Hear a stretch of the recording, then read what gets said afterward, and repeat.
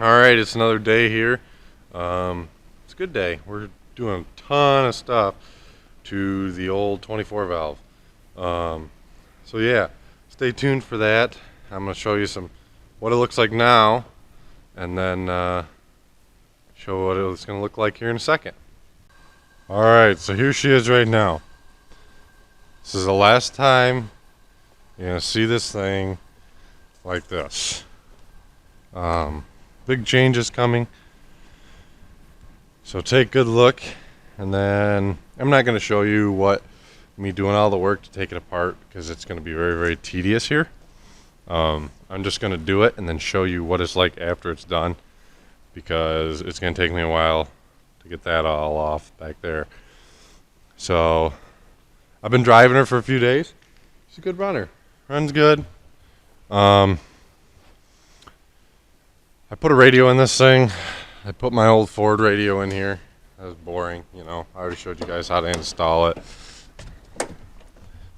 It's in here now. Works good. Drives good. Yeah, it's a 6-speed. I also started working on the exhaust. I haven't finished it. I'll show you guys that when it's done. So, hang in there. Just like that, no more welding bed. Got a few things I gotta cut out or fix. I gotta cut this off yet. Get that out of my way.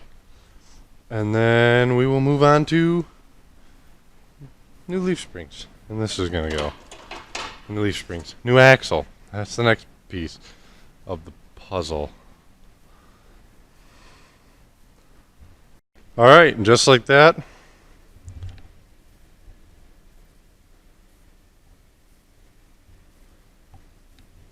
it's a single wheel.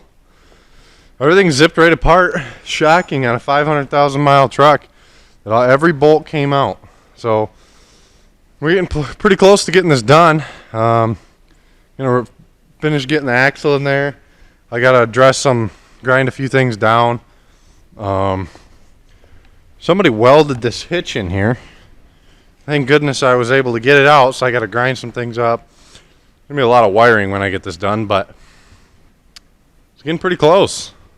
Alright, here she is now. The white doesn't match, but that's only temporary right now. We're going to paint this whole truck. But it raised the back a ton when I took that bed off. Set everything on there. Still a couple things to do. I got to replace the rear pads and bleed the rear brakes, and then this thing's good to go. But also got the stack in. Clean the back window. This was covered in paint. It's been a long day. It's not over yet. I'm gonna drive this thing home. For right now, I don't know what I'm gonna do back here. I don't know if I'm gonna keep the box or what. But I had to cut a hitch out of there, which is nuts. I don't know who thought it was a good idea to weld it in there. But yeah, this truck is about ready to run and drive again. Take her for a rip and show you guys everything. I'm pretty stoked. I like how it looks. I really do. It's coming together nice. I'll take it and go get tint here not too long. So stay tuned for the rest of this video. Gonna get the rear pads, everything taken care of, and then we'll drive it. Alright, so welcome to this video. Kind of the first time showing the 6-speed. Other than just kind of going over it, but actually first driving footage of it. So far I'm liking the truck. It's kind of hard for me to show myself and the stick at the same time unless I put you in the back seat. So I guess I'll adjust the camera here, but we're just gonna take it for a drive, tell you my thoughts, things I like, things I don't like. I mean, overall, I'm really liking the truck. I'm enjoying driving it. It's nice to have a truck with low miles that seems to run good,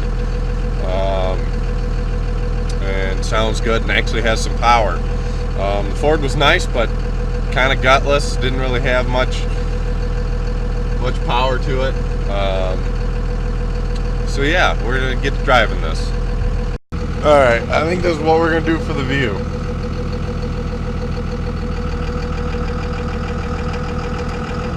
So this truck's a 355 rear end now. It was a 410 dually. Now we're 355 single wheel. Get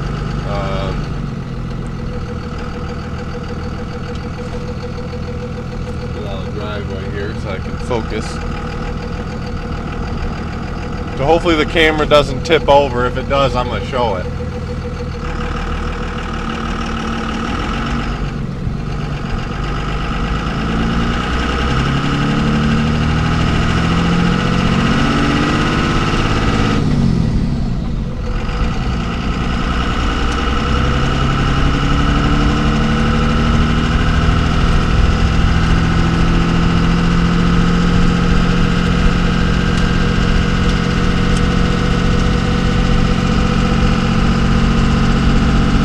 The truck is still cold. I had it running for about 10 minutes, but we're not going to do anything crazy. Take it easy for the first little bit of driving.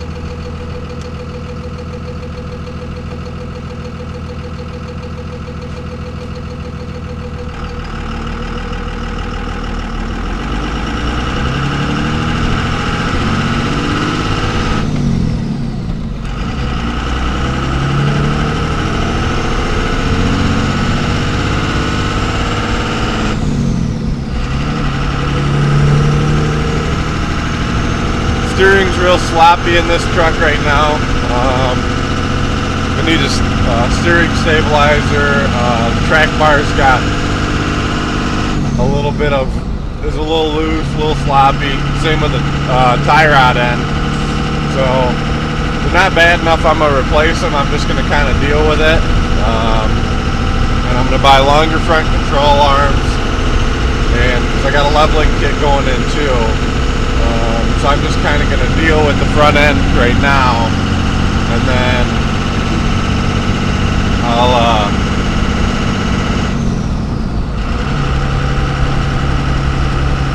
I'll deal with it. I'll get the alignment once I have all the front end parts I'm gonna put in this. This truck was a 500,000 mile truck, like no joke. I have the cluster that came out of it. So I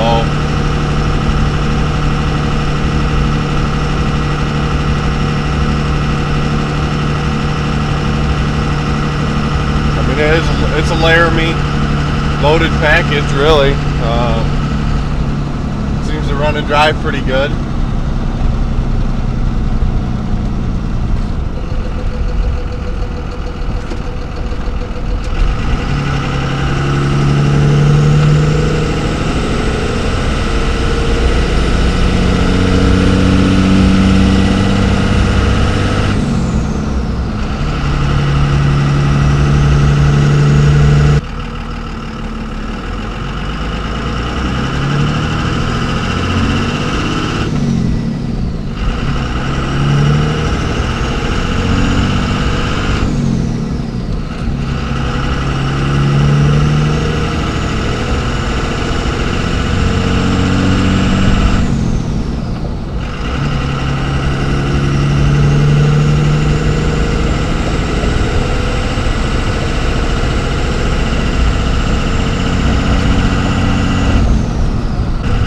Sounds good, you know. That 8-inch stack's got a real mean sound to it. If you're just doing a bunch of backcountry driving with the stack, I'd say an 8 is cool, you know. If you get on the highway, holy cow, 70 miles an hour, the drone is awful. 75, 80, drone's not real loud, but right there at 70 for some reason, it's like, it's just bad. really bad. So yeah, if you're considering a stack, just keep that in mind. If you're doing a bunch of highway driving, you're not gonna like it. The drone's awful.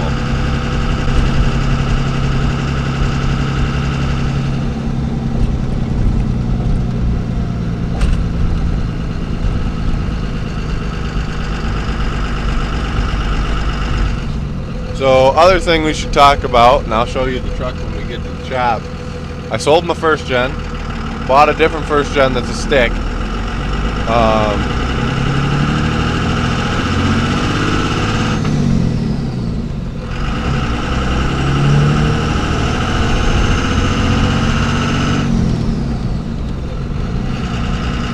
No more autos for me.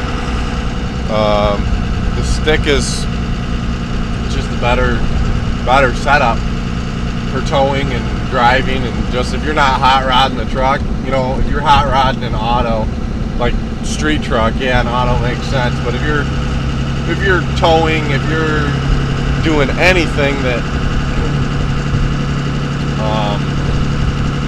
you know, other than a street truck, you want a stick. You know, control your gears and all that stuff. You know, there's an endless argument about it, but for towing, a stick is where it's at. If it wasn't like that, semis wouldn't still have them. You know, I do get they're switching to autos, but that's mainly because it's easier for truck drivers. I mean, an auto trans is easier, but a stick is generally considered a better trans.